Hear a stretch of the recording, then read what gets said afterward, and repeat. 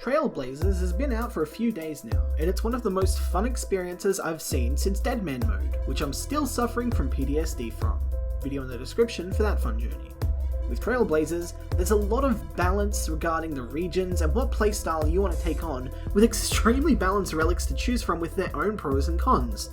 But what I want to talk about today is not only the worst relic in the game, but also the awful mechanics that come with it. Ladies and gentlemen, prepare yourself for some of the design theory, advanced mechanics and mathematics as we look at the worst part of leagues. Worse than no golden fish. Worse than every content creator being rank 1 and somehow. I'm talking about clue scrolls. In Twisted League, there was a huge benefit to clue scrolls as they took up a lot of potential points on your tasks. And because all of the clue steps were within that same area, you could complete almost every single clue scroll you got staying on Zaya. It was exciting and thrilling to get a new clue scroll as it is in the main game, and as it should be in my opinion. The only negative part here is that with only so many steps available within Zaya, the clue scrolls did get a little old after some time. But even then, the dopamine hit and the rush you get opening those caskets in hopes of something very rare was totally worth it. And now, with a much bigger map opened up to us, we have a lot more potential for improving the only real negative we had. Oh, how wrong we were. You see, in Trailblazer, clue scrolls don't roll from a list of approved clue scrolls. They roll the exact same way that they do in the main game, sending you all over the map, which becomes a problem when you start restricting big portions of the map off to players. This is creating a negative experience for players due to loss aversion, which is a simple principle that people don't really like having things taken from them. The thrill of getting a clue scroll is nice, but then it's soon met with the feeling of having to drop it as you have no way of completing it.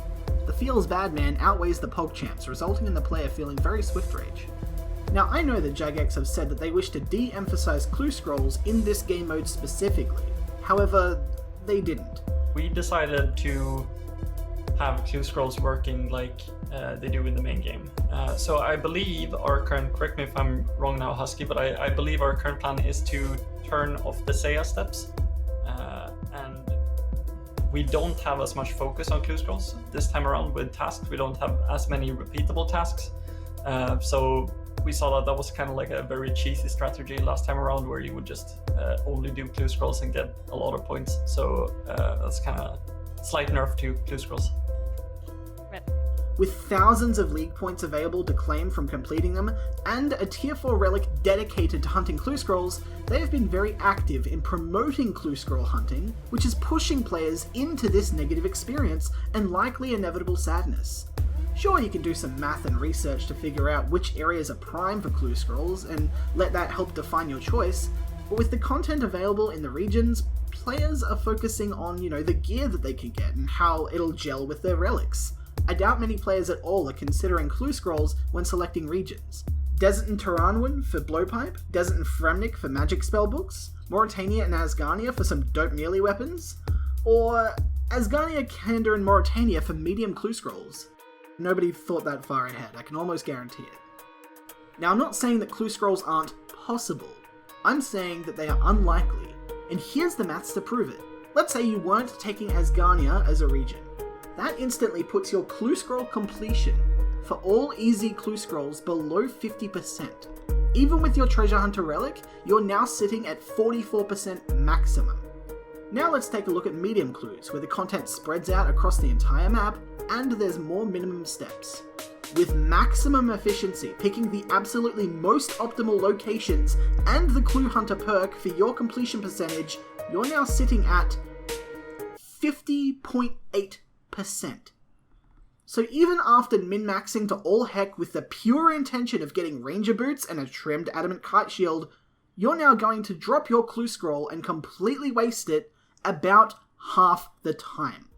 And it's not even instant. You might do 2 steps only to come to the point where, oh, that's it. I can't do anymore. I've wasted the last 5 minutes of my life. And then it happens again. And then you complete one. And then you fail one.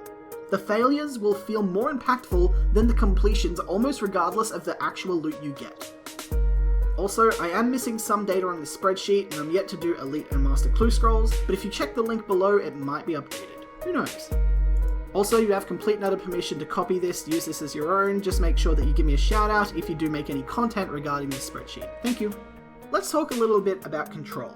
Killing 1,000 enemies going for a rare drop is a bit difficult, but imagine that you're killing a Lizardman Shaman who then just decides to peace out and you don't get a kill.